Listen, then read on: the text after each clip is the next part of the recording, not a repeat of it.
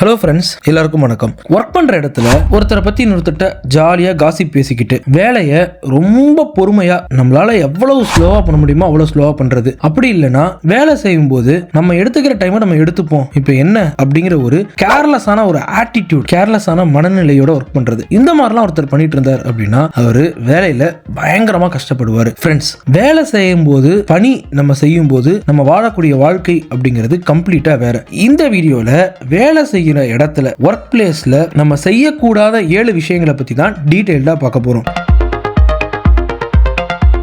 முதல் விஷயம், நீங்க டைமுக்கு வராம இருந்தீங்க அப்படின்னா அந்த பழக்கத்தை உடனே மாத்திருங்க. காலையில வேலைக்கு வரும்போது லேட்டா வரீங்க அப்படின்னா அது உங்களுக்கு அன்னைக்கு நாள்ல நீங்க வேலை செய்யக்கூடிய அந்த பாசிட்டிவிட்டி, இன்ஸ்பிரேஷன், அன்னைக்கு நாள்ல நம்ம வேலை செய்யணும் அப்படிங்கிற ஒரு எண்ணத்தையே அது கெடுத்துரும். பங்க்சுவலா இருங்க, டைமை கீப் அப் பண்ணுங்க. லேட்டா வந்தீங்க அப்படின்னா உங்க மேனேஜர், உங்களுடைய சுப்பீரியர், உங்களுடைய உயர் அதிகாரி உங்களை திட்டுறாரு, திட்ட மாட்டுகிறாரு, கேட்கறாரு, கேட்க மாட்டுகிறாரு, அதெல்லாம் மீறி காலையில நீங்க லேட்டா வேலைக்கு வந்தீங்க அப்படின்னா டெஃபினட்டா உங்களை அது பயங்கரமா பாதிக்கும். அன்னைக்கு நாள்ல நீங்க நல்லா வேலை செய்யறதுக்கான வாய்ப்புகள் அப்படிங்கிறது ரொம்ப ரொம்ப கம்மியாயிடும். சோ அந்த தவறை மட்டும் பண்ணவே பண்ணாதீங்க. ரெண்டாவது, வேலை செய்யற நேரங்கள்ல சோஷியல் மீடியாவை பார்க்கிறது. நம்ம வேலை செய்யற அந்த டைம்ல சோஷியல் மீடியா அப்படிங்கறத நம்ம கம்ப்ளீட்டா அவாய்ட் பண்ணி ஆகணும். நம்ம சோஷியல் மீடியா யூஸ் பண்றத யாருமே பார்க்க மாட்டாங்க, அதை போய் யார் கவனிக்க போறா அப்படின்னு நீங்க நினைச்சீங்க அப்படின்னா நீங்க டெஃபினட்டா மிகப்பெரிய ஒரு தவறை பண்றீங்க. வேலை செய்யற இடத்துல நீங்க எங்க, எப்ப, எந்த நேரத்துல எதை செஞ்சாலும் அதை கண்டிப்பா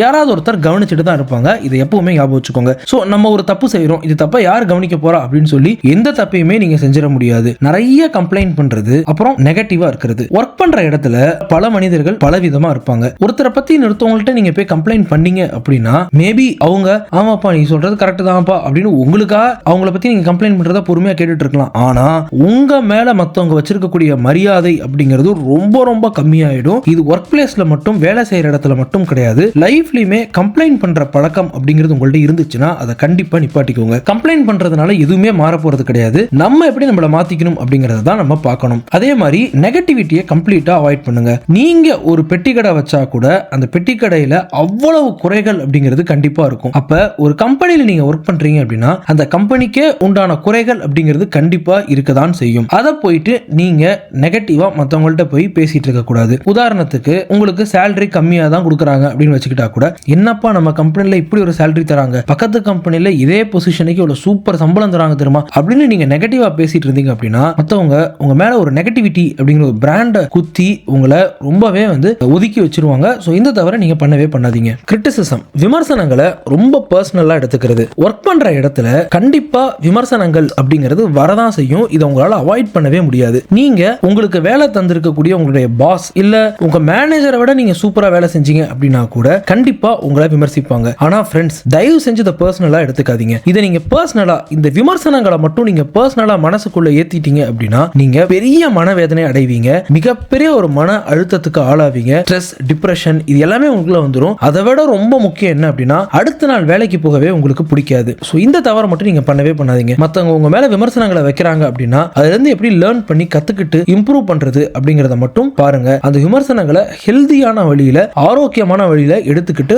முன்னேற வேலையை பாருங்க. உங்களுடைய ஒர்க் டேவை பிளான் பண்ணாம இருக்கிறது அப்படிங்கிறது இன்னொரு மிகப்பெரிய ஒரு தவறு. இதை நம்மள நிறைய பேர் பண்ணுவோம். ஒர்க் பண்ற இடத்துல அன்னைக்கு நாள்ல நம்ம என்ன பண்ண போறோம் அப்படிங்கிற ஒரு பிளானே இல்லாம அன்னைக்கு நாளை ஸ்டார்ட் பண்ணுவோம். இந்த தப்பை நீங்க பண்ணாதீங்க. காலையில வரீங்க அப்படின்னா ஒரு நோட் இதுக்குன்னே தனியா ஒதுக்கி அன்னைக்கு நாள்ல நம்ம என்னென்ன செய்யறதுக்கு இருக்கு அப்படிங்கறத எழுதிருங்க. இப்படி எழுதுனீங்க அப்படின்னா உங்களுக்கு ஒரு கிளாரிட்டி அப்படிங்கிறது கிடைக்கும். அது மட்டும் இல்லாம முக்கியமான டாஸ்க், முக்கியமான வேலைகள் ஏதாவது செய்யணும்னு இருந்துச்சு அப்படின்னா அதை கண்டிப்பா நீங்க சீக்கிரமே செஞ்சிருவீங்க. பல நாட்கள் கழிச்சு ஐயோ இது இவ்வளவு முக்கியமான வேலையாச்சு, இது இப்படி கோட்டை விட்டோம்னே தெரியலையே அப்படின்னு நீங்க கண்டிப்பா ஃபீல் பண்ண மாட்டீங்க. ஏன்னா டெய்லியும் அன்னைக்கு காலையில நீங்க ஆரம்பிக்கும் போது என்னென்னலாம் பண்ணணும் அப்படிங்கிற ஒரு பிளானோட தான் ஆரம்பிக்கிறீங்க. சோ டெஃபினட்டா அது உங்க மனசுக்குள்ளே தான் இருக்கும். சோ அன்னைக்கு நாளைக்கு நீங்க வேலைக்கு போறீங்க அப்படின்னா என்னென்ன வேலைலாம் இன்னைக்கு செய்யணும் அப்படிங்கறத பிளான் பண்ணி அதை நோக்கி அன்னைக்கு நாளைக்கு வேலையை பாருங்க. நமக்கு தேவை அப்படிங்கும் போது ஹெல்ப் கேட்காம இருக்கிறது, நமக்கு தேவைப்படும் போது கண்டிப்பா ஹெல்ப் அப்படிங்கறத நம்ம கேட்டே ஆகணும். ஒர்க் பண்ற இடத்துல கண்டிப்பா உங்களுக்கு